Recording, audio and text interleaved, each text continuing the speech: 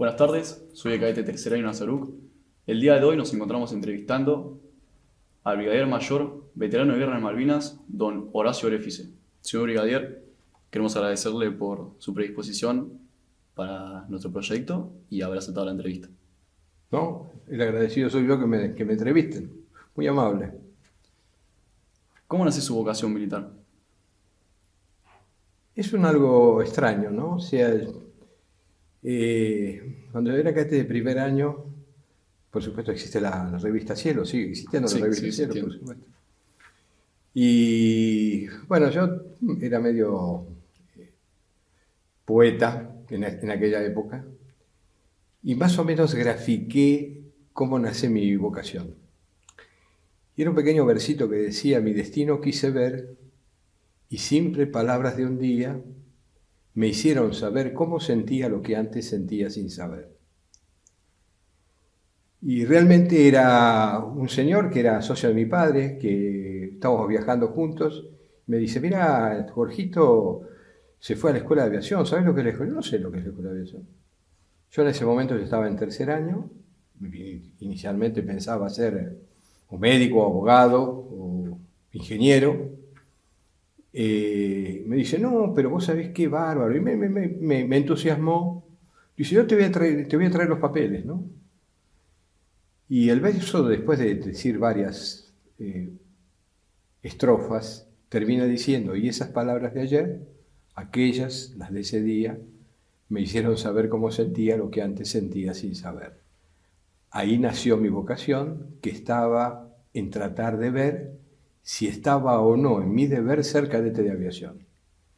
Es un pequeño versito que está en la revista Cielo de mi época. Y es realmente lo que yo en ese momento yo no conocía. Poco a poco me fue interesando y me preparé para rendir. Rendí bien, me prepararon como para rendir y bueno, rendí bien, entré bien y era un recluta de primera magnitud. No había tenido ningún roce con la vida militar, a diferencia de otros compañeros que habían hecho el liceo y demás. Yo estaba haciendo un bachillerato en un colegio Guadalupe. Y bueno, y terminé de hacer quinto año como primer año de escuela de aviación. Convencí a mis padres que iba a ser ingeniero, entonces me dejaron seguir adelante en la carrera. Después, que yo en segundo año empecé a volar planeador. El planeador descubrimos que me sentía bien, que había una actividad que la manejaba el fenómeno. Y bueno, llegué a cuarto año y ahí mis papás decían: bueno, ahora no, voy a hacer el curso de aviador militar porque he notado que tengo condiciones. Bueno, así hice el curso de aviador militar y después fui a Mendoza y bueno, así lanza mi carrera. Pero ¿cómo nació mi vocación? Porque un señor me dijo: mira, Jorgito. Y hoy Jorgito es un señor que pertenecía a la promoción 31, yo pertenezco a la promoción 33, y la promoción 31, cuando hice el viaje final, la mitad de la promoción cayó con el Tango Charlie 48. Y Jorgito murió en el Tango Charlie 48. Y la vida determinó que Jorgito, que fue la persona que me impulsó, el papá, partió antes que yo y yo, bueno, acá estoy, llegado al grado que tengo y sigo perteneciendo a la Fuerza Aérea, ¿no? Esta es mi familia, mi casa, es en donde he desarrollado toda mi actividad y en la cual me he sentido apasionado, profesional e inmensamente feliz. Muy bien. ¿En qué año se egresó y qué lo llevó a elegir específicamente la especialidad de piloto? Bueno, yo egresé en el 67, ingresé a la Escuela de Aviación en el 64, egresé en el 67. Bueno, venía muy movilizado por el tema de lo que era el vuelo a vela. El vuelo a vela es un elemento que yo considero fundamental, es un elemento que considero que debería producirse en las primeras épocas donde uno es joven y entiende y empieza a entender lo que es la aerodinámica aplicada a la realidad. Y bueno, después hice el curso de aviador militar en el 68, en el 69 pasé a hacer la escuela de caza y egresé como piloto de combate a fines del 69. ¿En sus años como cadete se trataba o se hablaba de la causa Malvinas? Realmente no. Malvinas siempre fue una historia que las Malvinas son argentinas como un adagio que a uno se lo implantaban en el colegio primario y secundario. Pero cuando yo fui cadete, en el curso de tercer año, yo estaba en primer año, cada curso tenía una canción que normalmente la utilizaba para ir y volver de instrucción, si no lo hacían los Alta Rana, y que justamente era eso, era la canción de Malvinas, la canción que fue y que ahora nos impregna como la canción de Malvinas, con otra música. Tercer año la cantaba con la música de una película que era El día más largo del siglo. Tras un manto de neblinas, no las hemos de olvidar. Eso era,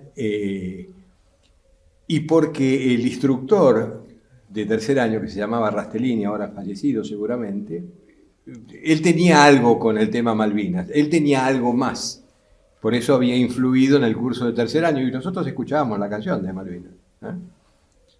Siendo cadete, ¿se imaginó que algún día iba a formar parte de un conflicto armado? No, concretamente no. Uno sabía que el militar es el hombre que durante la paz se prepara para la guerra, a los efectos de conservar la paz.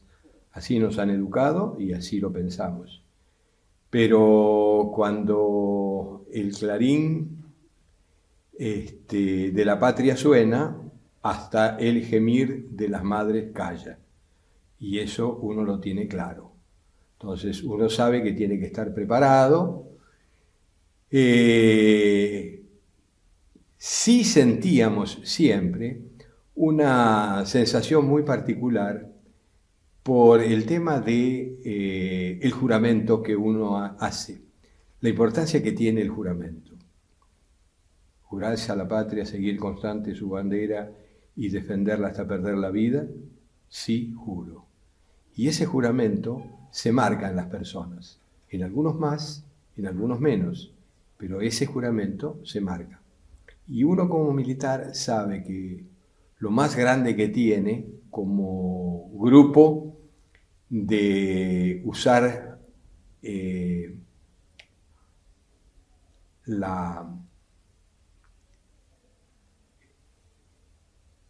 como grupo capaz de usar la fuerza como elemento para conseguir sus fines, que podría ser una banda, ¿sí? Sabe que el honor militar es lo que a uno lo identifica y le hace cumplir los juramentos. Ya adentrándonos hacia lo que fue la gesta de Malvinas, ¿dónde estuvo destinado y cómo estaba conformada su familia en ese momento?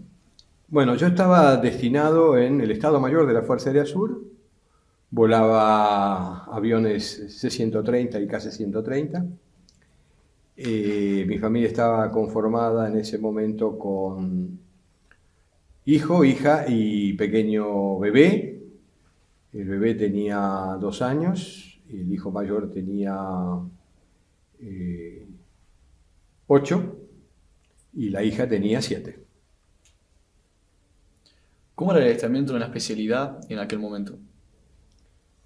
El adiestramiento era, pienso yo hoy, 41 años después, que fue la clave de nuestro éxito. Porque no solamente se volaba mucho, se volaba bien. Se volaba bien quiere decir de acuerdo a procedimientos. Yo hablo particularmente, porque claro, mi trayectoria Fui piloto de caza, después fui destinado al Centro de Ensayos en Vuelo por un periodo importante durante el desarrollo del avión Pucará, y los prototipos Pucará. Soy el autor del manual de vuelo del Pucará, como tarea propia de a quien le dan la tarea de usted se va a encargar de hacer el manual de vuelo del avión. Más allá de que el manual de vuelo significa muchas otras cosas que se suman, pero era mi responsabilidad. Y después por un motivo de tipo personal, mi padre había fallecido, soy hijo único, tuve que venir a Buenos Aires, mi madre se estaba medio derrumbando en ese momento. Fui a parar a la primera brigada aérea, a Palomar, y ahí empecé a volar Hércules, y fui jefe del servicio de mantenimiento de Hércules durante 5 años. 5 años es una carrera universitaria, o sea que uno era un avión que lo conocía muy bien. Y conclusión, bueno, después de esa experiencia transportera, bueno, fui destinado a Malvinas, en primer lugar como parte del Comando Aéreo de Transporte, para organizar un puesto de operaciones de transporte aéreo, pero ahí apareció el brigadier Crespo, que había sido mi jefe de escuadrón en el curso de caza, en la escuela de caza, y me dice, usted se va a desempeñar como SOTA de la FAS. SOTA era la sección operativa de transporte aéreo dentro del Estado Mayor de la Fuerza Aérea Sur.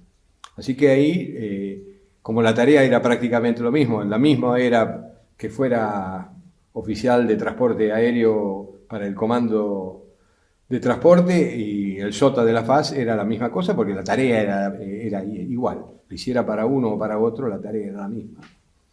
Y a partir de ahí viví 75 días en el conflicto. Fui solo una noche a mi casa, estuve una noche en casa, en Buenos Aires, y al día siguiente ya estaba nuevamente en funciones. ¿Cuál considera usted que fueron las misiones más importantes las cuales tuvo que preparar o participar? Bueno, misiones importantes. Hay una misión que es la misión estrella de la Fuerza Aérea Sur, que es el ataque al portaaviones Invencible. Concretamente, yo planifiqué la tarea de reabastecimiento en vuelo que se hizo para poder cumplir esa misión. Después, como misiones de riesgo, cumplí una misión que era la primera misión de los vuelos denominados LOCO, porque verdaderamente el procedimiento como tal era una cosa de riesgo.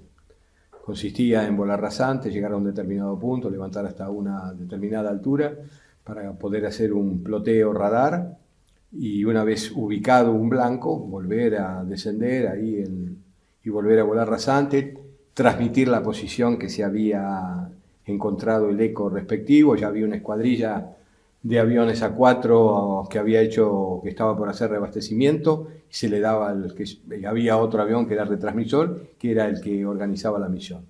Esas creo que deben haber sido como el tema de la planificación del ataque al Invencible. Creo que es la tarea más importante que uno pudo haber hecho, porque básicamente los blancos de la Fuerza Aérea son aviones enemigos, hangares, instalaciones, artillería antiaérea, y todo eso estaba en el portaaviones. Los aviones enemigos estaban en el portaaviones, el hangaraje estaba en el portaaviones. Lo que sí había que encontrar el portaaviones, fue una tarea ya que costó mucho, porque recién el día 30 de mayo se lleva en ejecución la tarea del ataque, y bueno, los ingleses todavía no reconocen que se haya impactado en el portaaviones. Pero evidentemente aquellos que salieron y pasearon todo su ser por encima del portaaviones saben que era el portaaviones Invencible. 2 testigos, tenemos 4 fulanos que salieron a combatir, y hay 2 testigos que dicen era el portaaviones. Y uno dice vi cómo el número 3 tiró las bombas y le pegó, y además dice, yo tiré desacomodado y mis bombas no impactaron. Pero ambos han visto lo que es el... Bueno,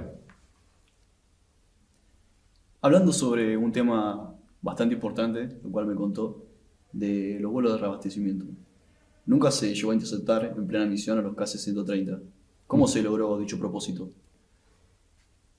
bueno, en la guerra hay suerte, hay cosas que salen bien y hay cosas que... Pero nosotros habíamos tomado una determinada...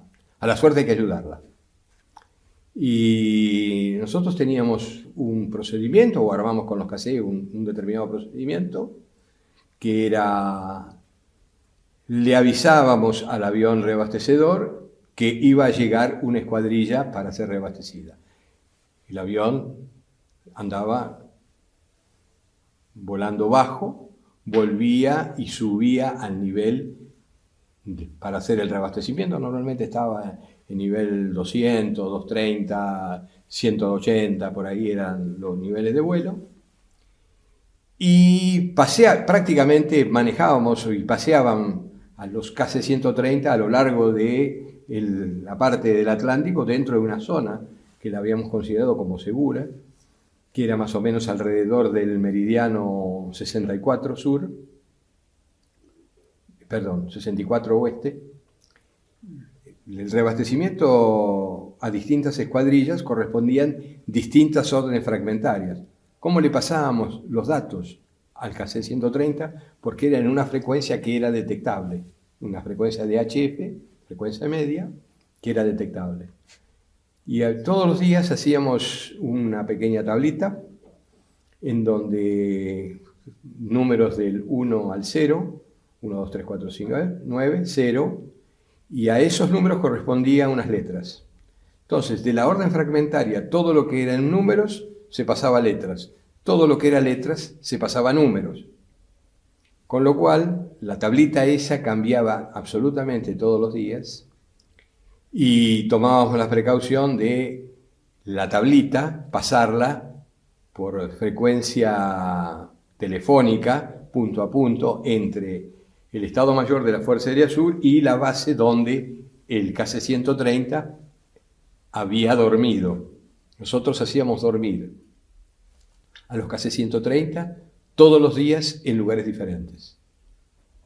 Porque finalmente había dos elementos que eran verdaderamente estratégicos y que los ingleses sabían que eran estratégicos. O sea, el arma era el Exocet y el Superetandar, y el otro era la capacidad de reabastecimiento en vuelo que nosotros teníamos, que permitía que los aviones A4B, A4Q, A4C y Superetandar pudieran tener un mayor alcance y alcanzar la flota, más allá de que durante el día se retiraba para no ser impactada fácilmente. ¿Cómo eran seleccionados los objetivos para atacar? Los objetivos eran normalmente seleccionados con la muy baja información que uno disponía. Tengo que decir que durante muchas noches hemos recibido información de, aparentemente, ecos de satélites rusos que ubicábamos, pero evidentemente eso era como una fotografía de un momento determinado, de cómo estaba posicionada la flota, que por supuesto los ecos no tienen normalmente ni nombre ni tonelaje. Es un puntito, uno colocaba puntito, uno imaginaba cómo era la distribución de la flota en un determinado momento, y a partir de ahí el caso del portaaviones fue chequeado a través de dos. Había un eco que permanentemente era el que estaba ahí, que tenía poco movimiento, por un lado, día por día. Había una visión del radar Malvinas de dónde procedían los aviones, las PAC, y con qué rumbo se alejaban. Y hubo una información que pasó un comodoro que estaba en inteligencia, al jefe de Estado Mayor de la FAS, el brigadier Crespo. El brigadier Crespo me ordenó en esa oportunidad programar una operación de reabastecimiento para alcanzar este punto, con un determinado rumbo, que no era un rumbo directamente del continente, sino que era un rumbo sur-norte, y si podía, inclusive del lado del este, o sea, atacar del este. Los ecos ofensivos de la flota siempre venían del oeste, ¿no? Entonces era para atacar desde el este. Bueno, se planificó la misión y se ejecutó el día 30 de mayo. Mencionó que tuvo contacto con el brigadier Crespo. ¿Qué nos puede contar sobre él durante el conflicto? El brigadier Crespo era un comandante del tipo de los comandantes que no esperan recibir una orden para ejecutar lo que uno cree que tiene que hacer.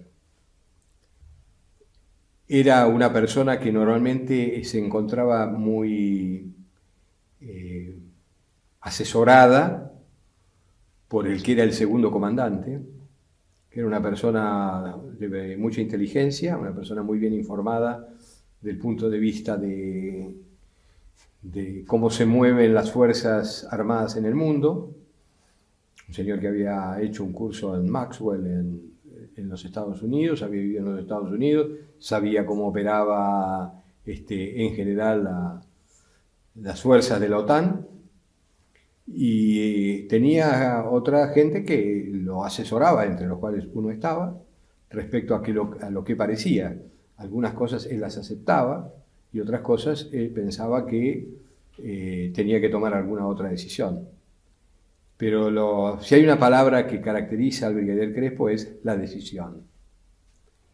Hay cosas que yo escuché. La orden que él originalmente había recibido cuando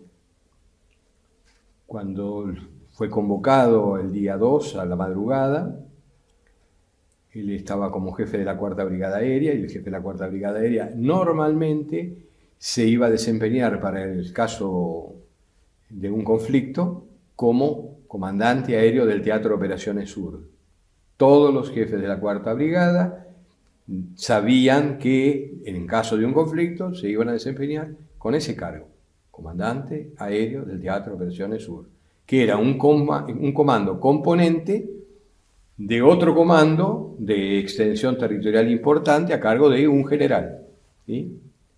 Entonces tenía fuerzas terrestres, fuerzas navales y fuerza aérea. Él era el jefe del componente de la fuerza aérea. Del punto de vista de la defensa aeroespacial, el que era jefe de la 6ª Brigada, que era el brigadier Camblor,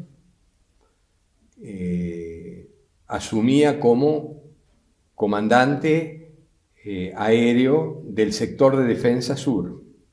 Ahora ocurre que tanto Camblor como Crespo eran compañeros, amigos, se conocían de toda la vida, tenían mucha confianza entre ellos, y el comentario de ellos era: no puede ser que esto quede, los ingleses van a venir y la Fuerza Aérea no va a tener más remedio que pelear. Más allá de que la información que había recibido él de sus superiores en su momento era que la Fuerza Aérea solamente estaba para actuar en el caso de que Chile, con el cual habíamos tenido un conflicto reciente años atrás, actuara de forma ofensiva para con la Argentina. O sea, el Atlántico era un problema de la Armada. Esas fueron las órdenes que él recibió el día 2 para hacerse cargo. Él siempre pensó que si la Armada británica venía, la Fuerza Aérea iba a tener que pelear. Y ya llegado un determinado momento, cuando en alguna de las bases se le consultó a él, señor, ¿hasta cuándo vamos a seguir? Y él le dijo: hasta el último avión. Y si nos faltan pilotos, yo saldré a volar también. sea, la actitud de él era un comandante para la guerra. No sé si con otro comandante, no sé, la Fuerza Aérea hubiera tenido otro tipo de actuación,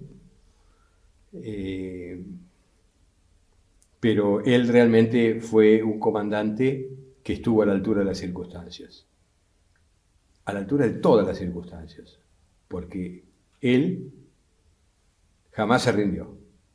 La Fuerza Aérea no se rindió.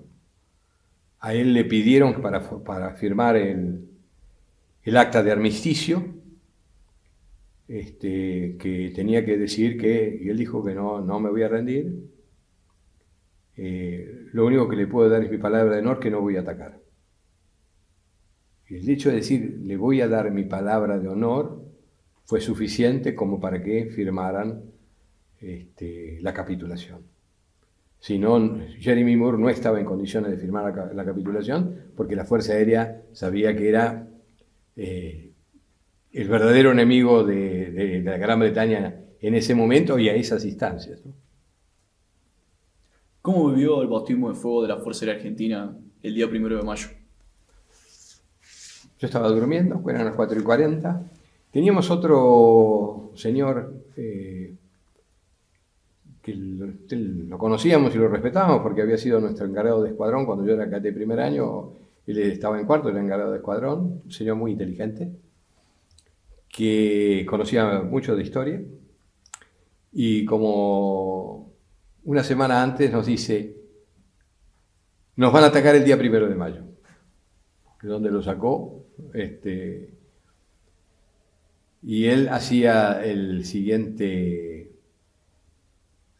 razonamiento, ¿no? O sea, el día 1 de mayo es un día domingo, día del trabajo.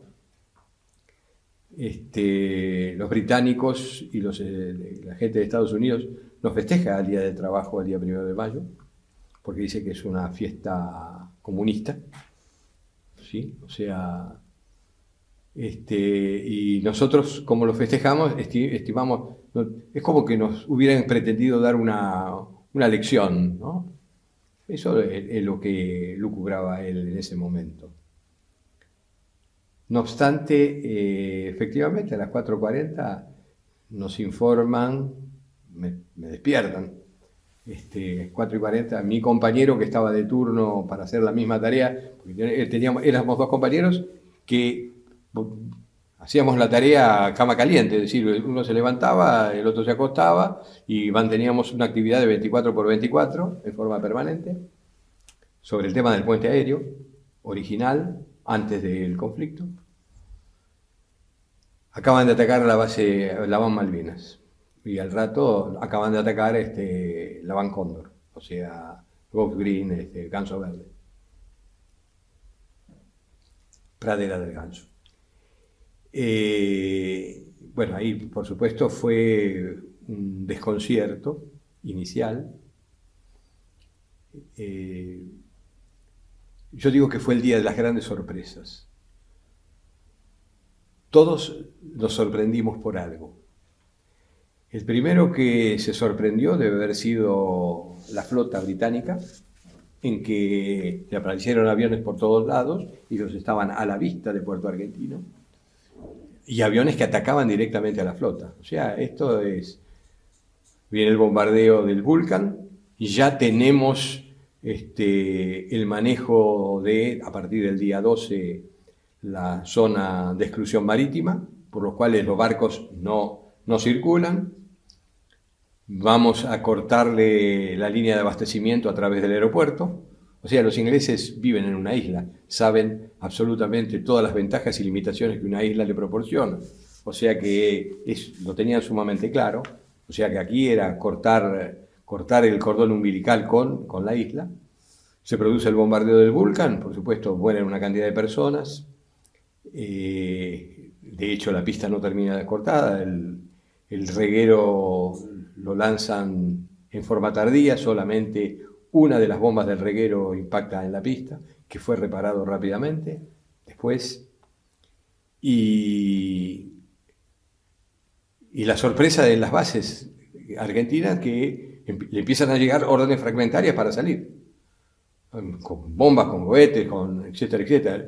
Sorpresa para el radar Malvinas, que le empiezan a llegar aviones de todo tipo, sin mucha coordinación, sin saber con qué armamento vienen. Entonces por ahí estaba el caso de una escuadrilla que iba con bombas y le empezaban a hacer una intercepción a Harrier, y el jefe de escuadrilla, no puedo interceptar a nadie, voy con bombas, dígame dónde tiro las bombas, ¿no? O sea era verdaderamente un aquelarre importante.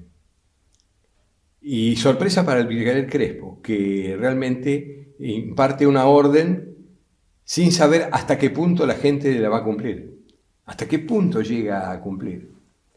Y hay una conversación entre Castellano y Crespo, en la cual yo estuve presente, se comunicaron con el Grinnell, que era un equipamiento de comunicaciones medio indetectable de fabricación israelí. Y entonces Castellano le decía: Crespo, créame, esto era un espectáculo dantesco. Los aviones se tiraban contra los barcos. Nunca vi una cosa así.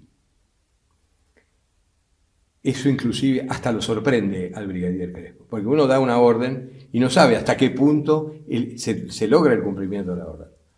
A partir de ese momento yo creo que se establece una relación entre el que ordena y el ordenado. Entonces, después de que la gente hizo tal cosa, yo como comandante no puedo hacer menos que esta otra. ¿Sí? O sea, lo que tiene interesante esta guerra es que a nosotros a lo largo de los años nos han enseñado que lo más importante dentro de la estructura militar es la subordinación, ¿sí? Es el cumplimiento de órdenes. Yo he comprobado que a lo mejor más que eso es la confianza. Cuando nosotros somos chicos y acá nos manejan dentro de lo que es el orden abierto, el combate, existe un párrafo que es salte que lo apoyo. Y el decir salte que lo apoyo es como suscribir un contrato entre el señor que lo dice y el señor que va a saltar, porque sabe que alguien lo está apoyando. Eso es la confianza, que es más importante que la subordinación. Antes de la gesta, ¿pudo sobrevolar suelo malvinense?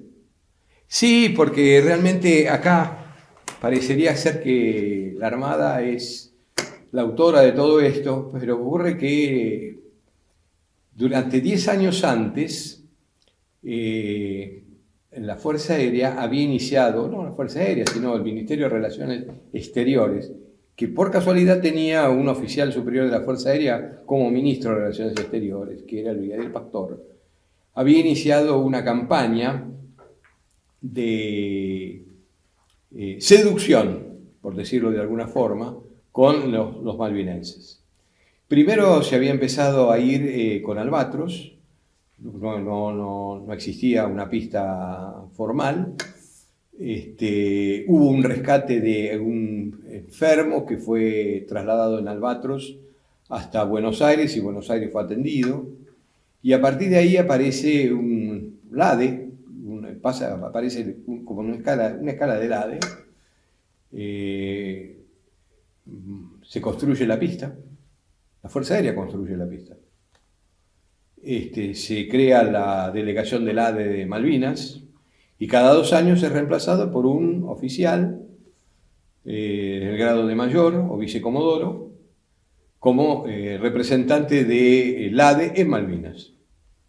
Y a partir de ahí había vuelos prácticamente todas las semanas, primero con F-27 y después con F-28 también, o sea, teníamos 3 vuelos semanales con F-27, 2 vuelos semanales con F-28, o sea que Malvinas era un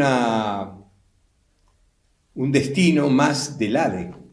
O sea que aquellos que han volado el ADE, como es el caso de la gente que había estado destinado en la primera brigada aérea, tenía pleno conocimiento de cómo era Malvinas, ¿cierto? Y era nuestro caso, era el caso de los transporteros. El caso de los transporteros tenían conocimiento bien de Malvinas. Y eso es probablemente lo que ha permitido que la primera parte del puente aéreo se hacía de día y uno entraba bajo toda condición, pero después empezamos a ir solamente de noche, volando rasante, a 10 metros del suelo. Hay algo que en los aviones se denomina efecto suelo, que comienza a ser importante porque uno no controla absolutamente el avión. El efecto suelo se hace presente con una altura del suelo con la mitad de la envergadura del avión. El Hércules tiene 40 metros de envergadura y el efecto suelo empieza a ser a los 20 metros. Y eso significa que uno realmente no controla totalmente al avión. Bueno, nosotros estábamos volando a 10 a 15 metros sobre las olas, entrando a Malvinas de noche. O sea, que si no hubiéramos tenido la práctica de saber y conocer bien el territorio y saber la piedra que estaba acá o allá, no hubiéramos hecho esos 31 cruces 31 aterrizajes exitosos durante el conflicto a partir del día 1 de mayo, ¿no? Si bien el militar se prepara psicológicamente para un conflicto armado, ¿cómo vivió usted las primeras bajas aliadas?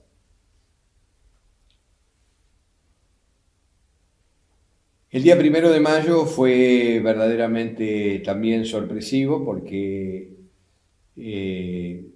durante toda la preparación del mes de abril todo era euforia, todo era alegría, todo era estamos viendo la flota, tenemos información de los Boeing 707 operaban desde Espora, los KC-130 haciendo tareas de exploración lejana también.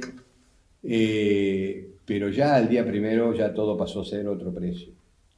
El impacto que significaba en el Estado Mayor el hecho de cada pérdida era una cosa terrible. Máxime que uno lanzaba la misión, no era el caso del transporte que uno sabía qué tripulación lo hacía, pero normalmente cuando se lanzaba una misión de aviones de combate, el Estado Mayor nunca sabía el nombre de los integrantes de la misión, hasta que la misión había salido. O sea, uno lanzaba la orden fragmentaria, el jefe de escuadrón pedía alguna modificación, sí, qué sé yo, si no estaba de acuerdo con el armamento que le había colocado, cosa que ocurría. Los jefes de escuadrón han hecho mucho trabajo en ese sentido. Ser jefe de escuadrón en la guerra es una cosa realmente importante. El jefe de escuadrón es el que le mira la cara al fulano que le está ordenando la misión en forma permanente. Puede llegar a discutir qué tipo de bomba lo están mandando o qué espoleteado, qué espoleta le están colocando. Entonces tiene la posibilidad de hablar nuevamente el Estado Mayor y decir, mire, no estamos de acuerdo con el armamento que nos están mandando, quisiéramos cambiar que esto, aquello. La planificación de la misión la hace la escuadrilla que tiene que cumplir el objetivo material, tiene que ir a todo el objetivo material con el jefe de escuadrón, pero saber quiénes son los miembros que están realizando la misión, para el Estado Mayor solamente nos enterábamos cuando ya la escuadrilla había sido, la misión había sido ordenada. ¿Qué sintió cuando se enteró del cese al fuego por parte de la Fuerza Aérea Argentina? Bueno, en el Estado Mayor había muchas inquietudes. Desde ya a Crespo le costó mucho parar. Pero hay una conversación que tiene con Miguel Castellano, y dice, mira señor, acá ya nadie pelea. O sea, Crespo tomó, esto no lo he contado nunca, pero es interesante, Crespo tomó la precaución de mandar en un buque hospital a un miembro del Estado Mayor vestido de médico. Y ese fue el que volvió y que contó cómo fue la rendición finalmente de Malvinas. cómo los ingleses iban viniendo, cómo se iban acomodando el uniforme, cómo se iban colocando, qué sé yo, cómo se iban tocando las gaitas y entrando a Puerto Argentino. O sea, ahora, el tema de la rendición como tal, nosotros no lo aceptábamos, porque pensábamos que como no nos habían impactado como bases de continente, creíamos que podíamos haber... y la conclusión es que a lo mejor no íbamos a lograr que el león británico doblase la cabeza, pero la situación de los británicos realmente era desesperante, y así lo relata el almirante Sandy Woodward, cuando dice: si los argentinos supieran en realidad cuál es nuestra situación, con solo soplar, porque nos caeríamos a pedazos. Él hablaba de la flota, no hablaba de las fuerzas terrestres. Ya finalizado el conflicto, ¿cómo siguió su vida personal y profesional operativa? Bueno, finalizado el conflicto, lo primero que ocurrió es que yo creo que estábamos detenidos, o nos habían encerrado a todos. Estuvimos en la escuela de guerra, todo el Estado Mayor, redactando nuestro informe final. El informe final, por supuesto, nuestro es un informe que nunca se ha presentado. Simplemente dice absolutamente la verdad y muestra el sentimiento que nosotros verdaderamente teníamos, y por el bien de la unidad de las Fuerzas Armadas, yo tengo el informe, pero no es un informe que ha sido divulgado en forma simplemente porque es necesario mantener la unidad dentro de las Fuerzas Armadas. Las Fuerzas Armadas nos largamos Malvinas con un problema que era la inexistencia del accionar militar conjunto. Y eso es sumamente grave. Es decir, el hecho de creer que cada fuerza puede hacer la guerra por su lado no entra dentro de... no es ni para la batalla de Canas, por decir, ni para los romanos. O sea que verdaderamente esa fue nuestra principal debilidad. La inexistencia de un accionar militar conjunto. Nos encontramos con los barcos, que era algo novedoso para nosotros. Inventamos una forma de atacar que fue sorprendente para nosotros y para el enemigo, ¿cierto? Y el hecho estaba que uno volaba abajo, y como volaba rápido, y como la Tierra es redonda, entre otras cosas, y como el radar emite una onda rectilínea, en la medida que uno esté más allá de los 18 kilómetros, el radar no nos ve. Y a partir de los 18 kilómetros, el radar comienza a vernos y volamos rasante. Y 18 kilómetros es un minuto de vuelo, volando a 7 millas por minuto. Entonces teníamos un minuto para... Ahora mucha gente de ejército dice: ¿por qué atacaban los barcos y no atacaban los transportes? Que los transportes eran los que transportaban el personal de combatiente. Y nosotros atacábamos lo que aparecía. No es que andábamos ahí seleccionando a este sí, a este no, qué sé yo, no. No, era... Nos sorprendíamos mutuamente en ver el barco y el barco vernos a nosotros, ¿cierto? ¿Cómo llegó a ser piloto del Centro de Ensayos en Vuelo? Eso es otra cosa notable. Pasa por la selección de personal.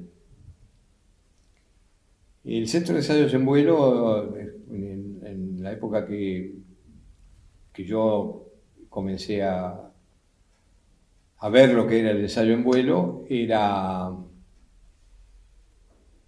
un lugar muy específico. El que era el jefe era el mayor Stark, que había hecho un curso de ensayos en vuelo en Estados Unidos, El Centro de Ensayos en Vuelo fue creado en el año 65 y yo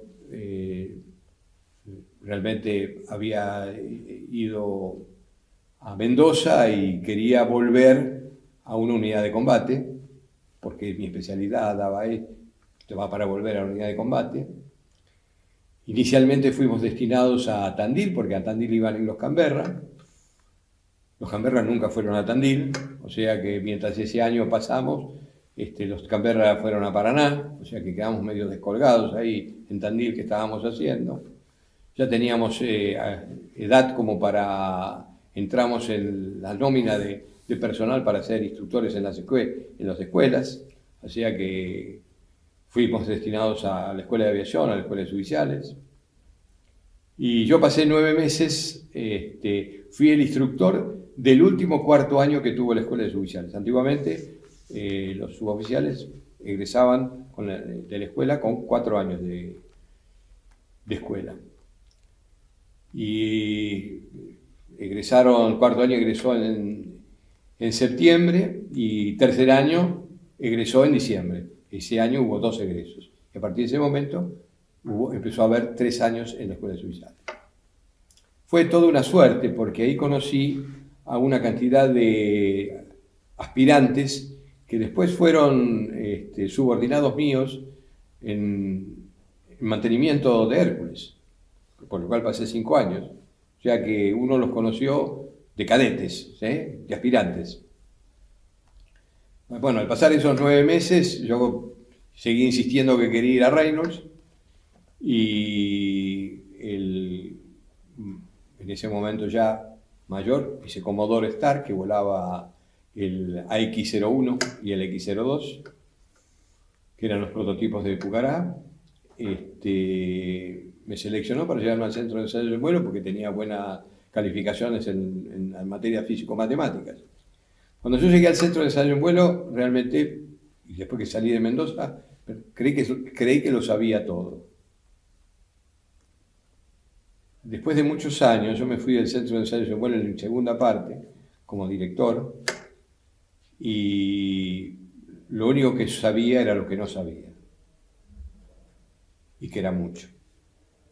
Porque realmente el ensayo en vuelo es una especialidad tan inmensa, tan grande, tiene un rito tan importante, es tan profundo el análisis que uno hace de un avión en cuanto a avión, de aerodinámica y de los sistemas.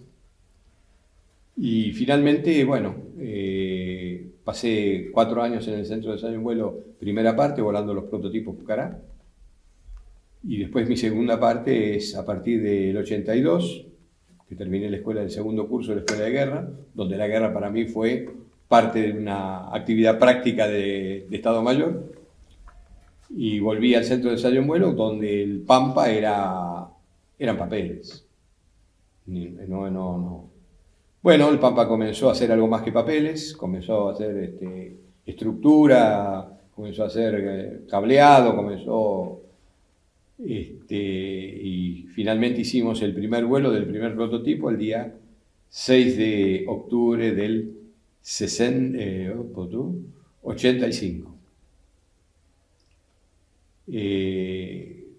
Inmediatamente después hicimos... No, 84. En el 85 fuimos a Le Bourget a presentar el avión. Y cuando estábamos invertidos sobre la pista 0725 de Le Bourget, el copiloto me dice: acabamos de cumplir 50 horas de vuelo totales. O sea que nosotros ya con 50 horas de vuelo del avión, del único prototipo. O sea que nosotros para hacer lo que estábamos haciendo teníamos bastante menos, teníamos 35 horas, una cosa así.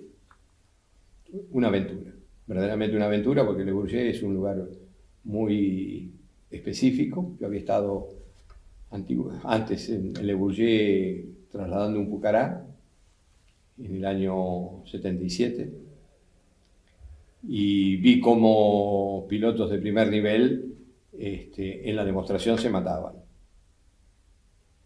Vi matarse al piloto de la 10 norteamericano, vi cómo se estrellaba el Tupolev,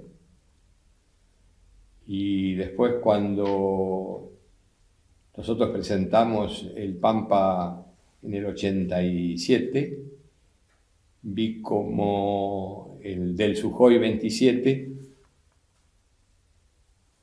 estaba haciendo una maniobra que se llama la cobra, que es levantar así, que el avión camina en esta posición manteniendo el nivel, se le planta un motor y los dos pilotos se eyectan.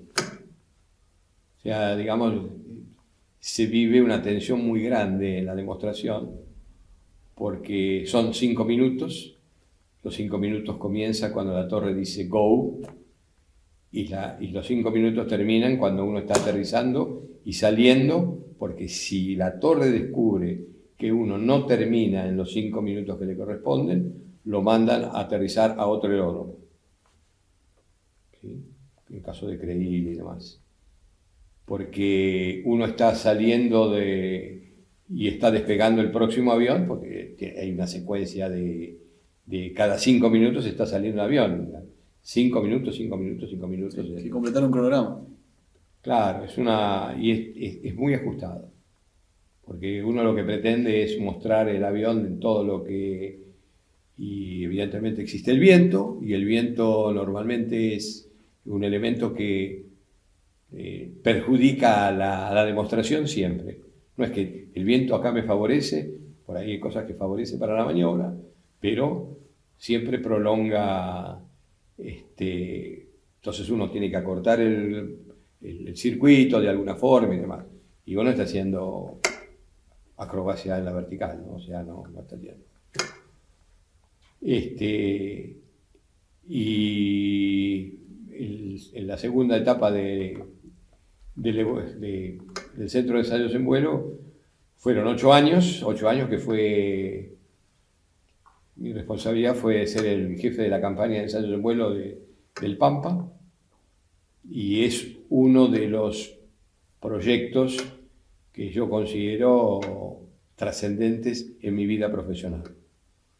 Porque un avión que hace 40 años que vuela y que le quedan 25 o 30 más por delante, no puede ser ninguna otra cosa que un gran avión.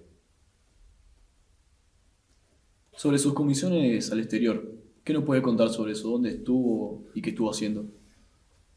Bueno, estuvimos volando Alfayet como preparación del Pampa. Estuve trabajando así en forma esporádica algunas semanas, ida y vuelta, con lo que era el manual de vuelo del prototipo, con la experiencia anterior de haber hecho el manual de Pucará. Eso en un lugar que se llama Friedrichshafen, en Alemania, que es donde está ingeniería de Dornier. El Pampa es un avión fabricado en general por los alemanes. Nosotros, el Pampa en realidad es un trabajo práctico. Cuando nosotros quisimos mejorar lo que se denominaba un sistema de fabricación eficiente, esto era cambiar la fábrica de aviones.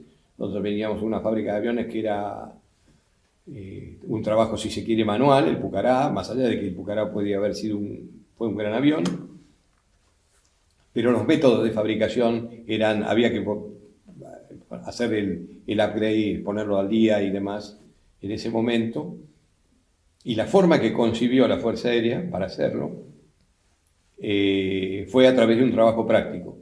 Y el trabajo práctico se llama IA-63, que era un avión encargado a la firma Dornier, un avión de entrenamiento que necesitaba la Fuerza Aérea, que tenía que cumplir un determinado requerimiento operativo, con el objeto de lograr toda la evolución de la fábrica de aviones a efectos de fabricar en el futuro un avión de combate con significativa intervención argentina. Eso era el programa IA-63. A veces uno confunde lo que es el programa IA-63 con el avión IA-63. El programa era eso, hacer un sistema de productivo eficiente, etc. Y el avión IA-63 era el trabajo práctico a través del cual se iba a lograr lo que se pretendía, ¿no? ¿Qué enseñanza le dejó la guerra, tanto en lo profesional como en lo personal? Nosotros antes de la guerra, como Fuerza Aérea, teníamos un concepto de que en general todos miran al piloto como... Todos se quieren parecer al piloto. El piloto parece que termina siendo aquella persona que reúne lo que todos quisieran ser. Y había una cantidad de aspectos que yo lo llamo rivalidades entre las especialidades. Entonces, hay cosas que comienzan, porque es muy bueno el espíritu de equipo, el espíritu de cuerpo, el sentirse que yo vuelo un avión de casa y que mi A4 es mejor que qué sé yo, pero eso que a veces comienza con buena intención para el espíritu de cuerpo y de equipo, por ahí se transforma en un folclore lamentable en donde se producen verdaderas separaciones y rivalidades entre las especialidades. La guerra terminó con todo eso. La guerra demostró, como cosa importante, que ninguno de nosotros es tan bueno como todos nosotros. Por último, ¿qué consejo le dejaría a los jóvenes de la Fuerza Aérea Argentina? Bueno, yo acabo de dar una charla y le dejé un consejo que es lo que uno ve a lo largo de la vida, tiempo y esfuerzo. La vida, uno sabe que obtiene logros, pero para obtener logros significa un esfuerzo. En algún momento, cuando trabajaba después en otro proyecto con Brasil, y era el CBA 123, un avión binacional, veía cómo la dirección brasileña estaba cometiendo un error. Finalmente lo señalé y al tiempo se dieron cuenta y le digo, pero ¿y eso qué pasa? No, yo te dije que no iba a servir para nada. ¿Y qué vas a hacer con el fulano que siguió trabajando en eso?